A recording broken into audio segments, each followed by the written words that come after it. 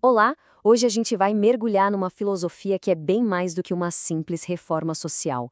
É, na verdade, uma revolução que começa de dentro para fora.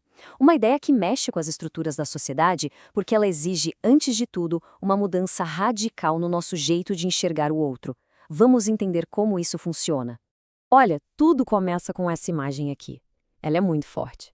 Descreve uma exclusão tão profunda, mas tão profunda que uma pessoa pode se tornar literalmente invisível, mesmo estando bem na nossa frente, na nossa porta.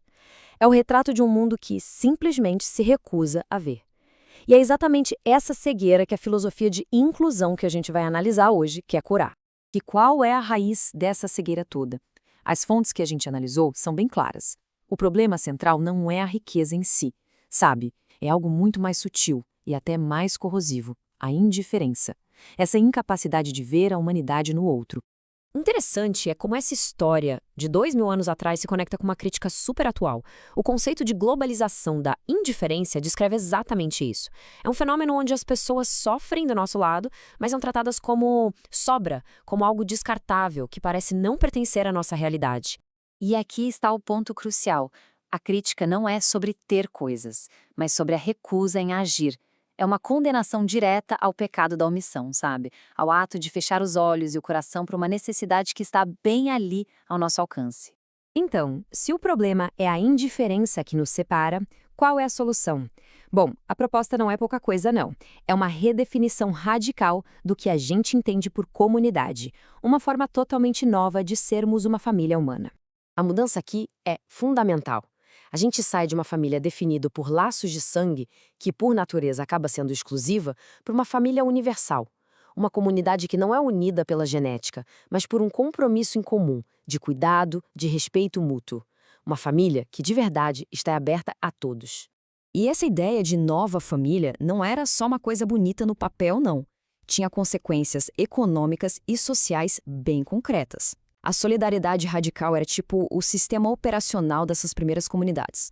E o resultado disso? Simplesmente não havia pessoas passando necessidade, porque a partilha era a regra, não a exceção. Mas aí vem a pergunta, né? Como é que se constrói uma sociedade baseada na partilha quando a nossa tendência natural, muitas vezes, é o egoísmo? As fontes indicam que essa mudança externa só é possível através de uma revolução interna, uma verdadeira revolução do coração. O motor para essa revolução é o que as fontes chamam de dinamismo do amor. E não é um sentimento passivo, não. É uma força ativa que nos impulsiona para fora de nós mesmos, que nos obriga a quebrar o foco exclusivo nos nossos próprios interesses. E como é que funciona na prática essa tal descentralização do ego? É um processo, em 3 passos.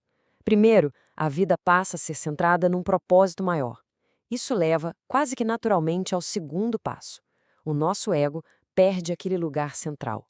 E, finalmente, essa liberdade nova nos abre para servir ao outro. Essa citação resume a ideia perfeitamente. A conexão com algo maior que nós mesmos é o que quebra as jaulas do individualismo. É um movimento que vai do centro para fora. Quanto mais perto a gente está do centro, mais a gente é impulsionado em direção aos outros. Agora, vamos ver como essa filosofia toda, que começa lá no coração, se traduz numa das questões sociais mais concretas e urgentes do nosso tempo: o direito à moradia. Guardem este número 2026. Ele marca um momento bem importante em que toda essa filosofia vai ser colocada em prática em escala nacional aqui no Brasil. E aqui está o significado. Em 2026, a campanha da fraternidade vai abordar diretamente o direito à moradia. É a aplicação direta da luta contra a indiferença e a favor de uma família humana onde todo mundo tem um lugar seguro para chamar de seu, de lar. E não é algo vago, não. Os objetivos são extremamente práticos: garantir direitos, entender as raízes históricas do problema, lutar por políticas públicas e fortalecer os grupos comunitários que já estão nessa batalha. A lógica é muito clara. Para a gente cuidar da nossa casa comum, que é o planeta, a gente precisa primeiro garantir que cada pessoa tenha a sua própria casa. Essa frase de Dom Roberto eleva a discussão para outro nível. Moradia não é só um problema social, econômico, é uma questão de ecologia humana, porque afeta diretamente a nossa dignidade mais fundamental. E assim, a gente termina com essa questão que fica no ar. Se a indiferença é a verdadeira raiz da exclusão, o que aqui precisa acontecer para a gente provocar essa revolução do coração em escala global? Como a gente consegue reestruturar não apenas os nossos sentimentos, mas as nossas economias, para que o mundo finalmente se torne um lar para cada membro da família humana?